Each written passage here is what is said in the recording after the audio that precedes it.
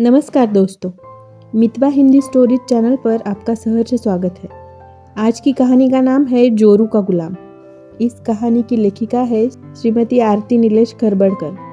कथावाचन स्नेहल जाधव। तो चलिए चलते हैं कहानी की दुनिया में। शाम का समय था। रमा जी उनकी बेटी नेहा का बेसब्री से इंतजार कर रही थी। उनकी बहू राधिका सुबह से ही उनका उत्साह देख रही थी। उनका बेटा प्रतीक नेहा को लेने स्टेशन गया था। जैसे ही बाहर से प्रतीक के गाड़ी की आवाज सुनाई दी तो रमा जी ने झट से दरवाजा खोल दिया और नेहा के आते ही उसे गले लगा लिया, क्योंकि नेहा पिछले 1 साल से मायके आ नहीं पाई थी। नेहा के पति ने मुंबई में नया बिजनेस शुरू किया था और नेहा भी समय समय पर उनकी मदद करती थी। इसलिए नेहा का अपने मायके में अब ज्यादा आना जाना नहीं हो पाता था। वैसे अप्रैल में आने का प्लान बना था, लेकिन नेहा की सासू माँ की तबीयत अचानक से खराब हो गई और नेहा का मायके आने का प्लान रद्द हो गया। वैसे रोज फोन पर बात होती तो थी, लेकिन नेहा मायके इतने लंबे समय के बाद आ रही थी, इसलिए रमा जी बहुत खुश थी। उसके लिए क्या करे और क्या ना करे ये रमा जी समझ नहीं पा रही थी। रमा जी ने आज सारा खाना नेहा की पसंद का बनाया था। नेहा अपनी माँ के पास बैठी मजे से बातें कर रही थी। उधर राधिका ने अकेले ही पूरी रसोई की जिम्मेदारी संभाल ली, ताकि दोनों माँ बेटी जी भरकर बातें कर सके। किचन में राधिका को अकेले काम करते देख उसकी मदद करने के लिए प्रतीक भी आ गए।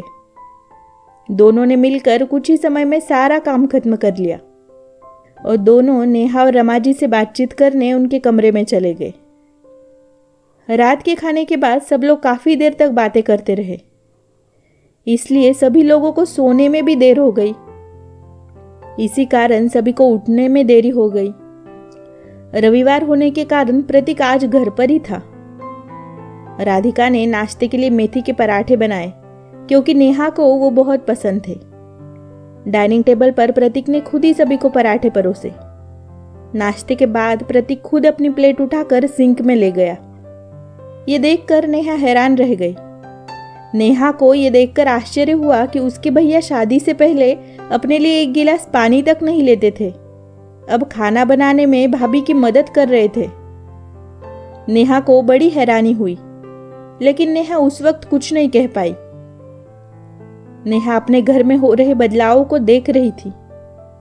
पिछले 1 साल में बहुत कुछ बदल गया था। सबसे बड़ा बदलाव तो उसके भाई में आया था। शादी से पहले भैया को हर काम में अपनी माँ की मदद की जरूरत पड़ती थी। वो छोटी छोटी चीजों के लिए अपनी माँ पर निर्भर रहते थे। वो कभी अपने लिए पानी भी नहीं लेते थे और न ही रसोई में अपनी माँ की कभी कोई मदद करते थे। लेकिन अब वो ऐसे व्यवहार कर रहे थे जैसे वो अपनी पत्नी से बहुत डरते हो।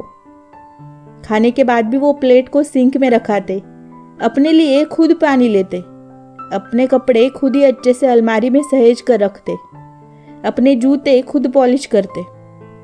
खाना बनाने में भाभी की मदद भी करते थे। नेहा को ये सब देख के बहुत आश्चर्य हो रहा था। दोपहर को रमा जी, प्रतीक, राधिका और नेहा बैठकर अच्छे से बातें कर रहे थे। बातें करते करते नेहा को अचानक पकोड़े खाने की इच्छा हुई। अपनी लाडली ननन की फरमाइश सुनकर राधिका उठी और पकोड़े बनाने के लिए रसोई में चली गई। किचन में उसकी मदद करने के लिए प्रतीक भी उसके पीछे पीछे चला गया। प्रतीक ने फटाफट प्याज काटा और राधिका ने स्वादिष्ट पकोड़े बनाए। पकोड़े के साथ राधिका चाय भी लेकर आई। भैया को इस तरह से जोरू का गुलाम बना हुआ देख नेहा का पकोड़े खाने का मूड ही चला गया। उसने बेमन से ही 2-4 पकोड़े खाए और बिना चाय लिए अपने कमरे में चली गई। उसके मूड में हुए बदलाव को रमा जी देख रही थी। वो भी नेहा के पीछे पीछे उसके कमरे में चली गई और नेहा से पूछा, क्या हुआ नेहा, तुम ऐसे अचानक क्यों चली आई? कुछ नहीं माँ, बस ऐसे ही, नेहा ने बेमन से कहा। सच बताओ बेटा, कुछ हुआ है क्या?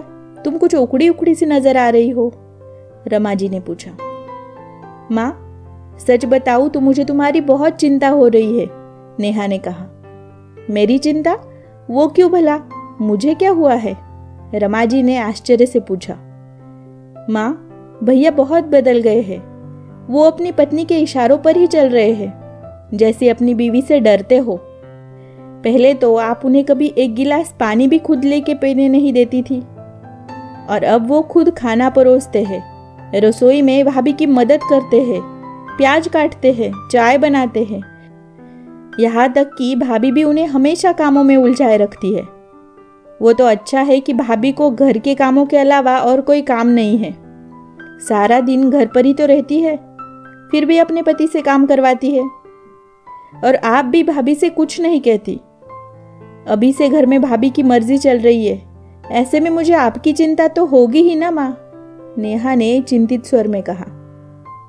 अरे लेकिन इसमें बुरा क्या है? और वो काम में हाथ बटा रहा है, ये तो अच्छी बात है ना बेटा।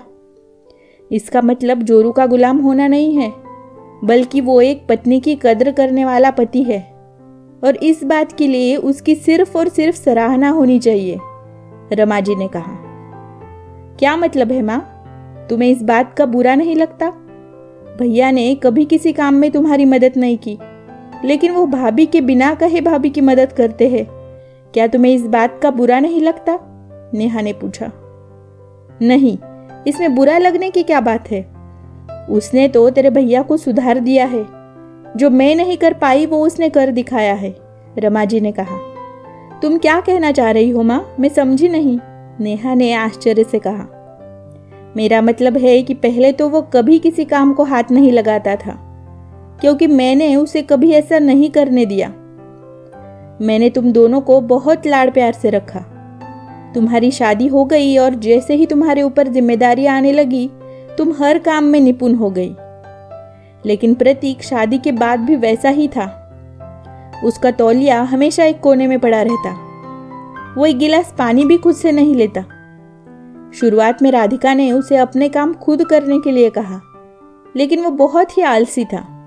उसकी आदतें नहीं बदली। फिर राधिका ने युक्ति से काम करने की सोची। उसका तौलिया दिन भर वही पड़ा रहने दिया जहां उसने रखा था। उसे छुआ तक नहीं। उसके धुले हुए कपड़े को अच्छे से सहेज कर रखा ही नहीं। उसकी गंदी चीजों को वैसे ही पड़ा रहने दिया। मुझे भी कुछ काम नहीं करने दिया। आखिरकार प्रतीक परेशान हो गया और अपने काम खुद करने लगा। धीरे धीरे उसे अपना काम करना अच्छा लगने लगा।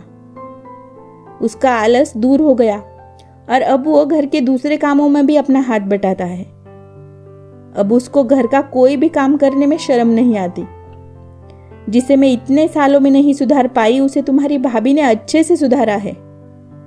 देखो, जो मैं नहीं कर पाई उसे मेरी बहू ने आसानी से कर दिखाया, रमा जी बोली। हाँ माँ, मैंने तो इस बारे में सोचा ही नहीं। मैंने भाभी को कितना गलत समझ लिया था। तुमने तो आज मुझे रिश्तों को देखने का एक नया नजरिया दिखाया है माँ, नेहा ने आश्चर्य से कहा। हाँ बेटा, लोग देखते हैं कि महिलाएं सारा दिन घर पर रहती है, लेकिन वो ये नहीं देखते कि जब वो घर पर रहती है तो भी वो हमेशा काम करती रहती है। कुछ पुरुष सोचते हैं कि पत्नियां केवल काम करने के लिए ही होती है।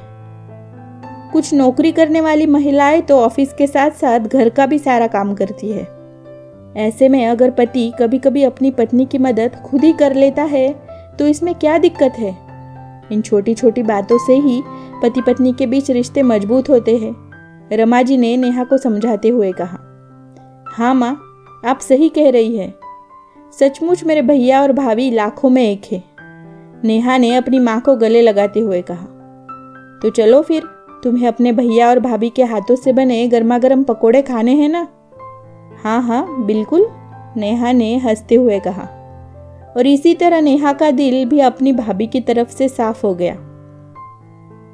कहानी अच्छी लगे तो वीडियो को लाइक, सब्सक्राइब और शेयर जरूर करना। धन्यवाद।